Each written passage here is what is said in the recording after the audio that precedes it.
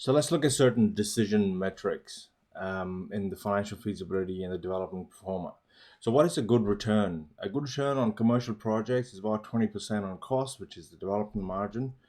And for smaller residential projects, it can be between 12 to 15%. And the reason I say 12 to 15%, the projects that I'm talking about here and referring to here are the projects that already have a plans and permit issued for them for their highest best possible use. So if a site hasn't got a permit as yet, the potential to get a higher development margin on them is higher as compared to a site that has already been achieved, has already been issued a permit for what's possible for that site. So in other words, once the fate of the site has been sealed, the development margin that you can enjoy on the side actually starts to decrease, and usually ranges between anywhere between 12 to 15%. It could be a little bit higher, but that's where small to medium-sized projects would fall into. And what is an acceptable return in the sense that it is always project specific, in the sense that it corresponds to the amount of risk that you are willing to take. So if you are going to risk a substantial amount of money, you would want a certain amount of return coming out from that project. I know I would. Financial feasibility. So let's look at different metrics.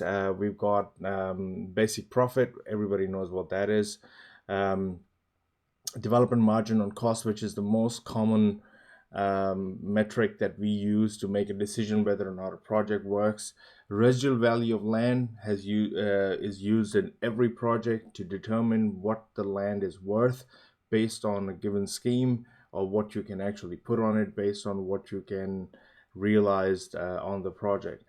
Cap rate, which is the capitalization rate, and we'll get into it a little bit deeper. Return on equity is the return that you make on the money that you invest in the project.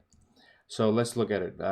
Basic profit, everybody knows that is revenue less all the costs, which would include, in our case, the value of the land as well. Developer margin on cost. Net profit is equal to total sales, which is the GRV, also known as the gross realization value. Total development costs. So we've got GRV. It's known as different terms all over the place. I know that in Australia, GRV is a very common term. Stands for gross realization value. This would include your GST if you're in Australia. In US, they use the word total sales a lot, which also means the same, which is also the same as the gross realization value. And GDV is a term used in UK most of the time, also known as the gross development value.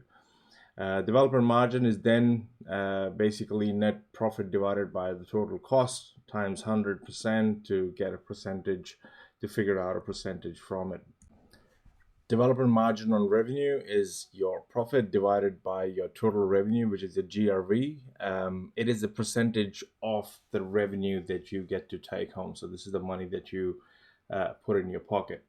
A lot of people don't understand what it is, but that's just basic, pure, simple, a percentage of the total gross sales that you are going to take home. Residual value of land, it is one of the most important metric, and everybody needs to understand how.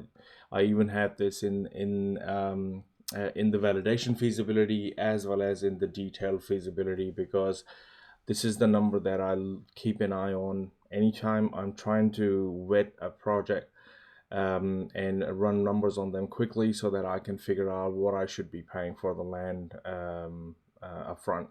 So we've got residual value of land, which talks about project-related site value. That means it is used to appraise the land for a specific development. That means if you've got schematics on a project and you're going to put 4 townhouses on them, the value of the land would correspond and reflect 4 townhouses. But if you manage to put 8 apartments on the same block, then the value of the land will potentially go up and reflect 8 apartments. So land is equal to revenue less all of the cost less profit, which is the sum of money available for the purchase of land can be calculated from the value of the completed development minus the cost of development, including profit. So you've got, it's calculated on target development margin or entrepreneurial risk margin, maximum price for the land that the developer would pay to make the calculated development margin. So based on given all the given assumptions that you have made, this is the maximum amount that you should be paying for the land, for that given site, and for a particular scheme that you can do on that project, on that site. Residual value of land based on target development margin of X%. For example, it is calculated by the GRV divided by 1 plus X% less the sum of all costs, including land value. So it only reflects what the land opportunity may be worth to you based on what you think you can do with it, not necessarily the market. And this is one of those reasons where earlier in this course we discussed about 4 reasons somebody else would pay more for the same piece of land than you would.